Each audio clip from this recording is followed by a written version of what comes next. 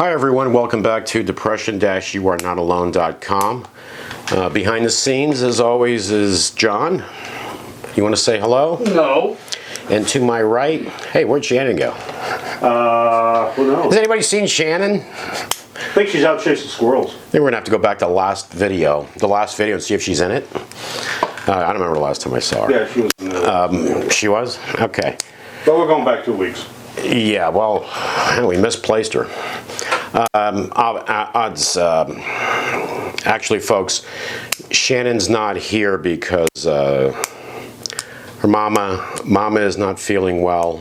Things are going on, and Shannon rarely gets to speak to her because of what's going on, and she actually was able to speak to her today and got very emotional, and so she couldn't be here with us today, and she'll be back next week, if all goes well. So last week, wow, we got to figure out what to talk about. 2 weeks ago, that's right. Yeah, last week we had some things going on and we couldn't do last week, unfortunately. But we talked about bullying, that's Shannon's thing, and talked about depression, of course, and panic attacks. But what I want to talk about a little bit today is a situation, for example, that's going on here where Shannon is not here because of Mama, what she's going through. Because if we just talk about depression, or any mental illness, and not talk about the other things going on around us, because there's always something going on around us, right? Isn't that right? Yeah. What exactly are you doing over there? I'm trying to get comfortable. Okay. Comfort's important. And for us, yesterday was the anniversary of our dad passing away.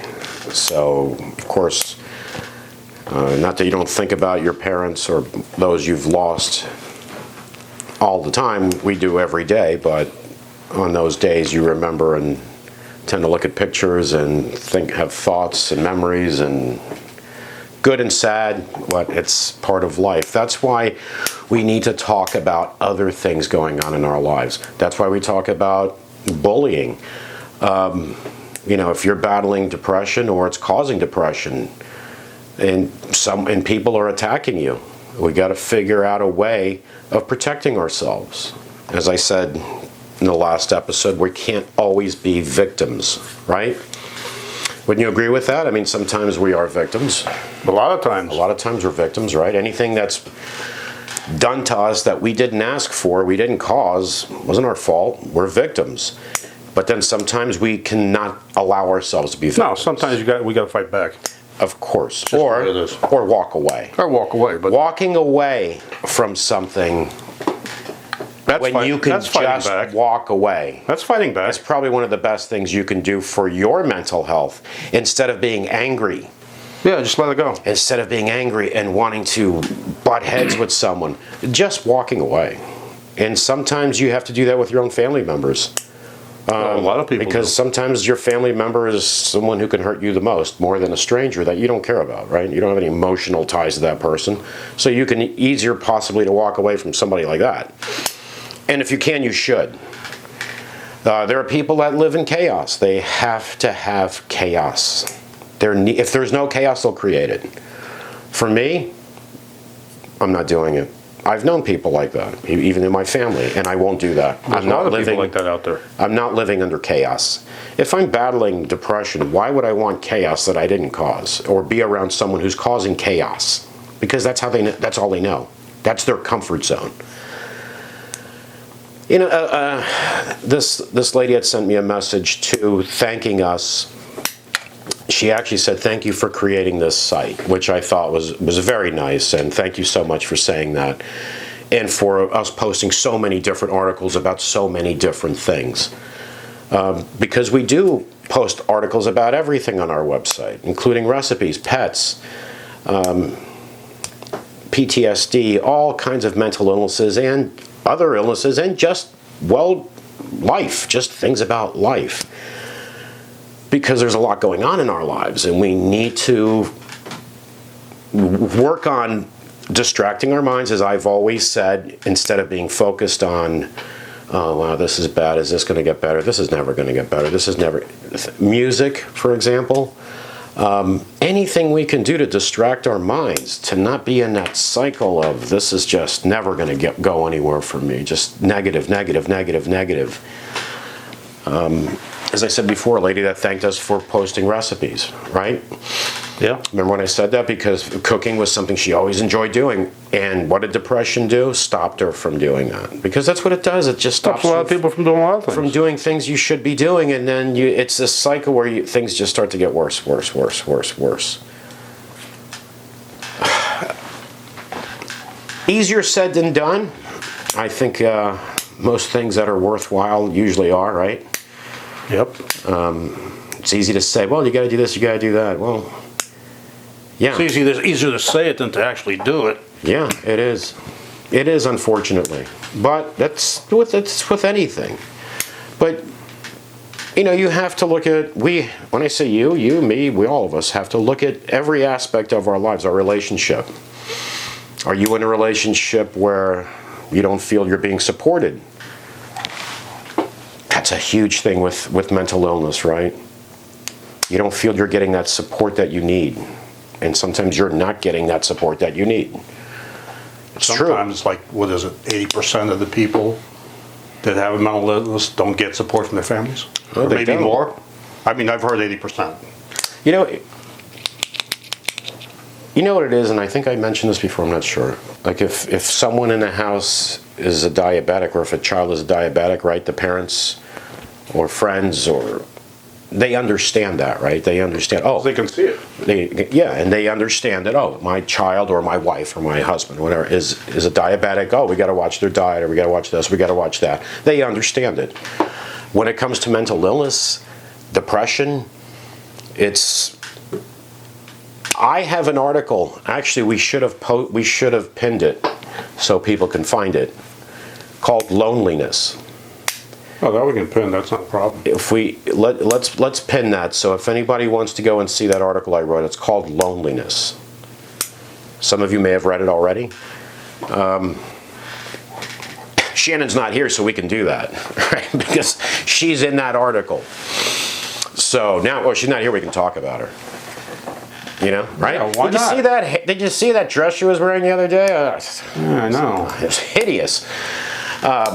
No, and listen, anybody, if you want to reach out and, give Shannon your support.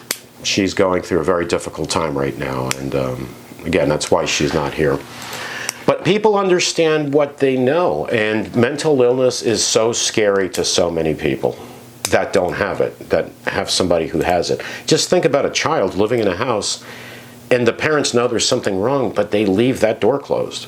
They leave them in there alone with the door closed.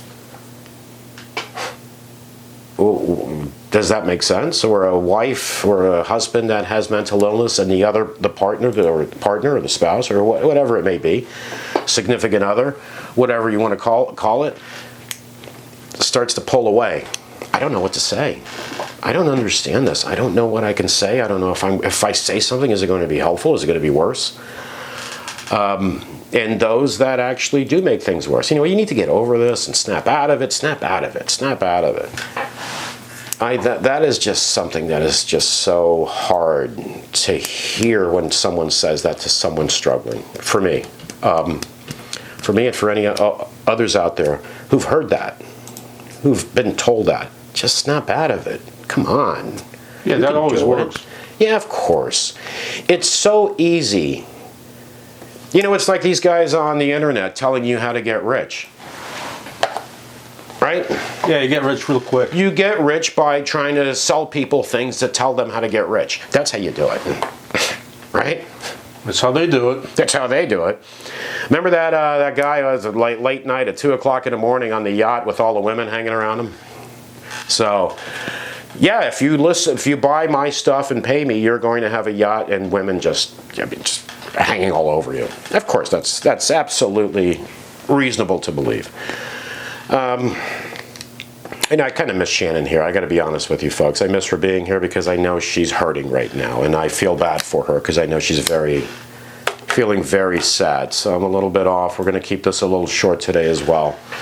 And also watch what we say about her. What if she goes back and watches this? Yeah, we gotta watch that. Yeah, we got to watch what you say. But this is why, like I said, I'm going to keep this short for today, but this is why we talk about so many different things. Bullying, relationships, friendships. We're going to talk a little bit, maybe next week too, about boundaries. This is, I've seen so much of people being, not always just in a relationship, right? Anybody can say, well, I'm in a relationship. How do I get out of a marriage with children and home? And not just even friendships that are detrimental, that are poison, absolute poison. And some people do get away from those after many, many, many years. As I have said before, I don't possess a time machine. Years lost are years lost forever. Oh yeah, you're not getting them back. They're lost forever. That loneliness article was pinned on the website. Oh, you pinned it? Yeah. Okay, so if anyone, it's pinned on the website. If you want to go ahead and see that, it's www.depression-youarenotalone.com and read that article, please, if you can. It's not very long. It'll only take you a few minutes. And that's about loneliness in the home, even though there's someone there. And that person knowing you're going through something, but backing away. And that it's not talking about those things happening. That article is about it happening to me. So, it's factual. And as I said, Shannon is part of the story as well. So you'll get an understanding too of our situation, how she had to learn and is still learning how to be with someone battling a mental illness. Because I'm not going to lie to you, I'm not saying it's easy. You have someone who shuts down, quiet, isolates themselves. You don't know what to do. That's why I always encourage people to go seek professional help. And when I say this is something you should all understand as well, to go get professional help for that person battling mental illness, sometimes it means you also participate. And you learn things you need to do as well. That should be mandatory. I mean, it's just people go to these psychiatrists and these mental health people, and none of them tell them, go bring your families. I mean, how many of them actually do that? And let's also be realistic and honest with ourselves. There are therapists and psychiatrists out there that are just amazing, that can help turn your life around, help save your life. And there are some that are awful. Because they're human. Just like doctors. Like doctors. You may have an electrician who's responsible for burning down 20 houses. You might not want to use that one, right? Because there are others. And I said this before, this is the other problem. I don't know if you're aware, but I can tell you, like I said in one of the episodes before, is to say to someone to get professional help, and they'll tell you, okay, yeah, where? Right? There's a lack. Where? There's a lack, big time. I've called this one, that one, those around me, and they're not taking patients. They're overbooked. They're booked. Where do I get help? Where? I'm not saying it's easy. No, mental illness is actually a growing trend. Yeah, it's getting worse and worse. Yeah, and they're not graduating enough doctors and don't have enough people that are willing to do it. Yeah, well, maybe we'll have to import them. Yeah, just give them the H-1B visa. Yeah, we'll have to import them. Third. We'll have to import them because people, unfortunately, in this country are so bogged down with student loan debt too. They're suffocating in it. So, anyway, that's a whole nother story. That's a whole nother can of worms we don't want to get into right now. Open up that can of worms. But we have to. This is the thing: is the person battling mental illness sometimes. All right, let me just say this, just so you have an understanding. There are therapists that help people all day, and they have their therapist. Now, somebody out there, there are people out there saying, yeah, of course, I know that. There are therapists watching this will say, yeah, I have one. And there are some of you that might be saying, okay, that's ridiculous. If you're a therapist and you're helping other people, why would you need a therapist? Why? Because when we're emotionally involved in something, we oftentimes lack the ability to see things clearly. In a relationship, a therapist might be helping people all day long, might be a great therapist, but has also issues at home, a relationship or something going on, and wants to know that, am I doing the right thing for me? Because I'm emotionally involved in this. So I want to make good decisions. That's something too, you need to think about. Sometimes that person with the mental health issue lacks the ability to make decisions that need to be made right now. It might need to be you to say, hey, let me find you a doctor. I'll go with you. I'll go with you. We're in this together. I'll go with you. That support is sometimes enough for that person to say, if you'll go with me, yeah, I'll go.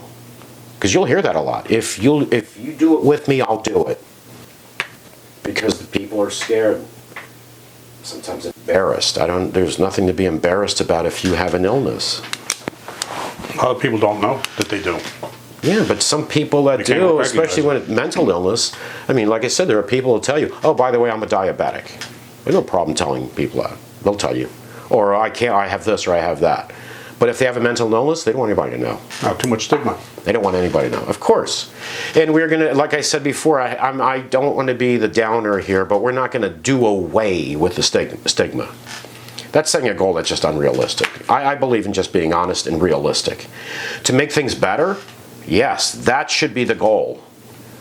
Talked about bullying. Are we going to do away with bullying? Does anybody believe we're going to do away with bullying? Does anybody believe that? We had a president of the United States whose whole thing was bullying. He was the president of this country. He was a bully. He bullied people on camera. He bullied people in rallies. Did those thousands of people moan or groan when he bullied? They cheered. They liked the bullying. They liked it. Oh, he's tough. He's tough. Well, if that mentality is the bullier is tough, what are a lot of people showing their own kids, right? Man, the sad part is some of the people that he bullied became some of his biggest supporters. That shows a mental issue there too. Well, that shows hypocrisy. Well, hypocrisy and the dirty game of politics. Listen, it is what it is, right? That's just the way it is, as Walter Cronkite used to say. It's a dirty game with victims. There are always victims. In bullying, there's always a victim. In politics, there are always victims. Yeah, but they brush it off. But my point about that, it's not really to talk about politics, of course, but it's if you had a leader of a nation, richest nation in the world, right, most powerful nation in the world, whose whole thing was bullying, and the crowds cheered that. They loved it. You would hear them on TV. Oh, I like him because he's tough. Okay, that's not really tough. You know what tough is if you want to be a bully like that? In his case, is someone say, okay, how about you and I in a locked room? Oh, well, that's not going to happen, right? That's not going to happen. I can be a bully here because I have the bully pulpit, as it's called, correct? So I can be a bully. An admiration for the bullying. So how many dads are teaching their sons to be bullies? Because there is also this mentality, if you're the bully, you're not going to get bullied. So you make sure you're tough and you're the bully. All right. So are we going to do away with bullying too? No, of course not. But we need to make things better. Make things better. So not kids. You got to stop saying that. So people aren't bullied. Right? Not kids, people. Yeah, because bullies keep bullying no matter what. I mean, they could be a good bully in middle school, elementary, high school. They keep bullying the rest of their lives. Exactly, and you can be that 80-year-old sitting on your porch. Kids are playing ball on the street. You could be one of the two. You got the one that comes out and brings brownies for the children because they love to see the kids playing, or you're that grumpy 80-year-old saying, I hope that ball comes in my yard so I can take it. It's mine now, right? Yeah. Because they hate seeing anybody having a good time. Those people exist. The ball is mine now. Remember the crazy lady on our street? No, she was a nutcase. She's the crazy lady. That was her nickname, the crazy lady. Nicknamed by the children, the crazy lady. Yeah. Because she was just mean. The whole block ended up calling her that. Mean. A mean, nasty person. And her own neighbor, our friend, didn't she throw garbage over the fence? And Yeah, she was yeah, always she's- provoking her, yeah, always always messing provoking with her, always trying to bully her. And she ended up alone. She had a stroke and she was there for like a few days Alone. alone with her dog. Alone. Turns out her sister, her twin sister, didn't like her. That's how bad she was. Well, do you know what I know? People say, there's good in everyone. Okay, you believe that. Yeah, you believe that. And there are people that are terrible. And this person was one of them. Terrible. Yep. Terrible. When you're mean to children that are playing on the street, they're not in your yard. They're on the street playing. I love to see kids playing. Kids happy and playing. Her? No, that was pure poison to her. And as we said, right? Alone. Alone. Yep. She was in that house alone. I think they found her because they called and no answer. She didn't show up at Yeah, work. she didn't show up. Yeah, she didn't show up at work. She didn't show up at work. And the cops went over on a check. And So, yeah, and there you go. Yeah. You know what? Consequences. In this case, they were hers, right? I mean, I feel bad. I still feel bad for her. It's too bad because she maybe needed help. Something had to be wrong there for her to there's be definitely something wrong with her. the way she was, and maybe it didn't have to end up that way. So I still feel bad for her, even though, she was who she was. She's still alive. Yeah, and you know what? I wish it never happened, but I also wish she had been. Everybody were all nice people on the block. You have to be that one that sticks out as the punk, the bully. Everybody drank wine together. No, well, yeah, and she was a problem. She stood out. But again, so we talk about bullying, we talk about these things because even though I fight depression, as you know, I do, but it doesn't mean it's everything. I have other things going on in my life. I have my wife, Shannon, feeling the way she's feeling. I have to deal with that. I have to think of yesterday, losing our dad. I have to work. I have a mortgage to pay. I have, family, friends I worry about. So that's why we talk about everything, because it's not just depression. And give me a solution for that. Give me a simple solution for that, like a pill, right? We talked about medication, because that's what everybody wants. Not everybody, of course, but what so many want is the quick fix. It's the quick fix because I went to my doctor for a medical release before surgery, and then they told him, by the way, doc, I have insomnia. And these are the exact words out of his mouth. I can refer you to psychiatrists. They have all the good drugs. Okay, really? But no thanks, I can self-refer.